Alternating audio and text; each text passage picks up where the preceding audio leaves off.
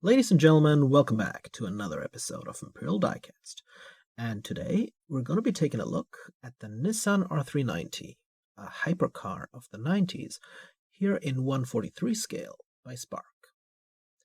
Now, this is the blister that it comes in, and as you can see, it also comes with the hard plastic display case.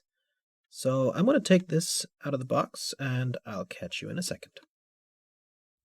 And here it is without the packaging. Now you can see it is inside this case, and it's very easy to lift. And on the base, we have written Nissan R390 GT1. This is car number 32, and it ended Le Mans in third place, Le Mans 1998, that is. And on the other side of the base, we have the names of the drivers of this car, which I will get to later. And underneath, it is screwed in place with these triangular heads. So I'm going to remove these screws, and if you want to find out how to remove these screws, I've actually made a video for this, so you can find that at the end of this one. And I'll see you in a bit.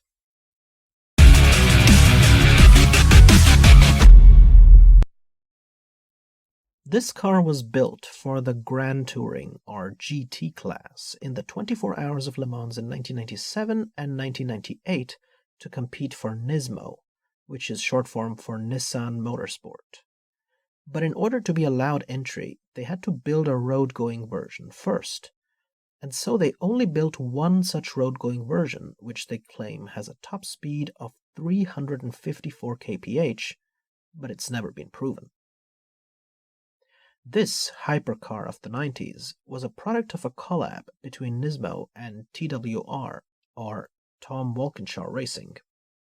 It was powered by a 3.5-liter twin-turbo V8, which had an output of 641 horsepower, while it was detuned for the road-going version to 550 horsepower, which could accelerate from 0 to 100 kph in 4 seconds.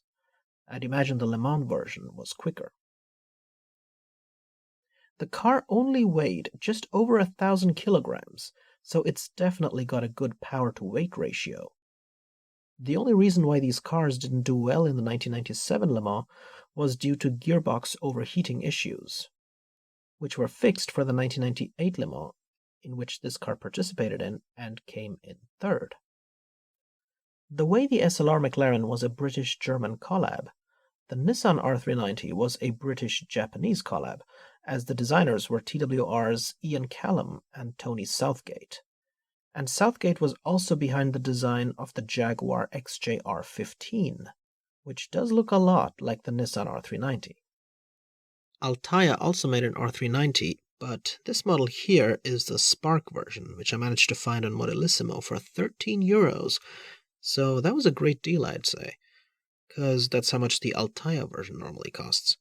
But this Spark version has some extra details, like the windshield wiper having more details on it, and the fog lamps being more realistic, and the color is also a lighter shade of blue, more accurate to the real flag of Bavaria. At least, that's what I think the livery is supposed to represent. If anyone knows more about the 1998 Le Mans livery for this R390, let me know in the comments. Let's take a closer look. So here's a look at the front of the 1/43 scale Nissan R390 by Spark.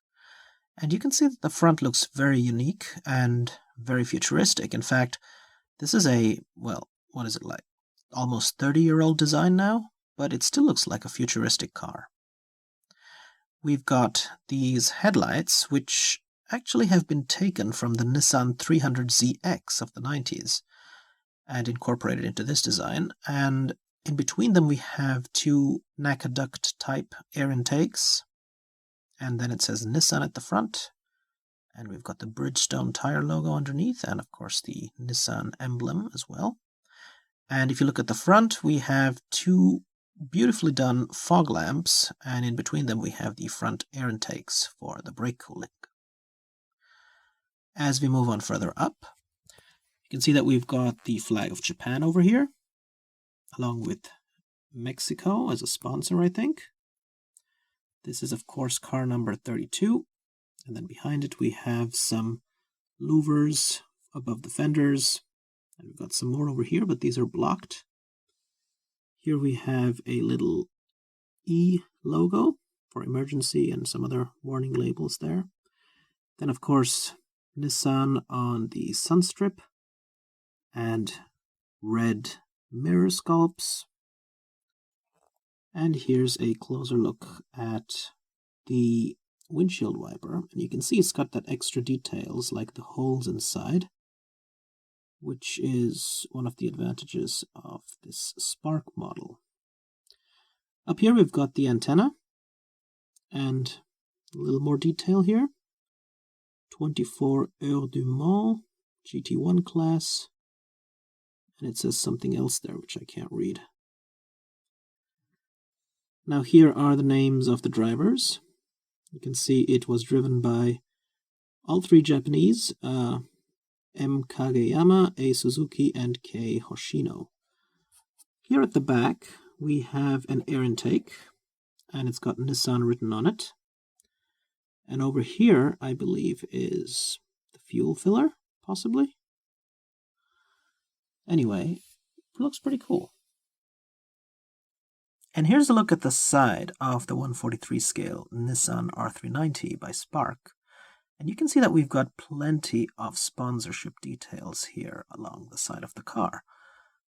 Starting from the front, we've got Bridgestone, TWR Racing, Calsonic, Sanavi, NGK, Antar, Ichiko, Idemitsu, another Bridgestone. And then over here, I think these are supposed to be the car's exhausts. You can see that there's like 2 exhaust pipes surrounded by a chrome trim.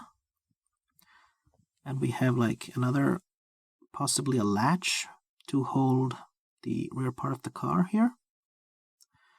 And of course the massive rear wing.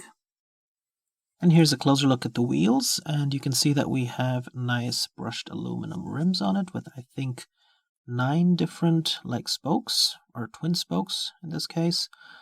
And if you look at the rear wheel, you can see that it also has branded tires saying Potenza and Bridgestone. We then have this little indicator here, which is a little bump on the car body. And if we take a closer look at the windshield, you can see that it has these 3 holes inside. I don't know if you can see them, but they are probably like little air vents or something, maybe to help with the cooling and not have the windshield inside fog up. We also have a little bit of a Japanese script over here. Now, the car itself is the 1998 longtail version, which ended with a ducktail spoiler, but we have, of course, the rear wing mounted on top of it for the LeMans version. The back of the longtail 1998 version of the Nissan R390 is also pretty cool looking.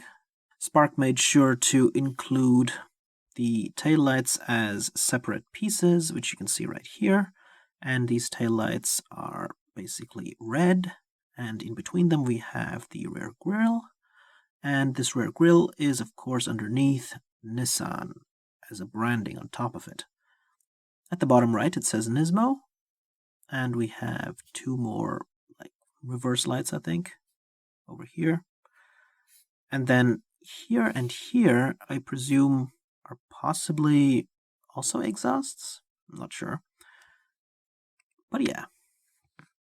Taking a look at the bottom of the car, it is extremely flat and has racing slicks, and it just says 1/43 scale Nissan R390 GT1.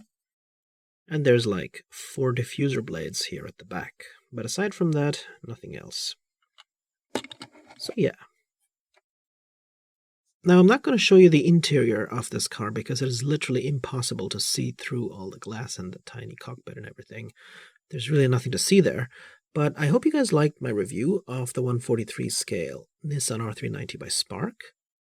I think it's a great looking hypercar of the 1990s, and a lot of people didn't even know it exists, so I'm glad to have it in my collection, and it looks cool in this livery. And if you're interested in more cars like this, make sure to check out some of my other reviews here. Take care, everybody. Have a nice day. This is Imperial Diecast, signing out.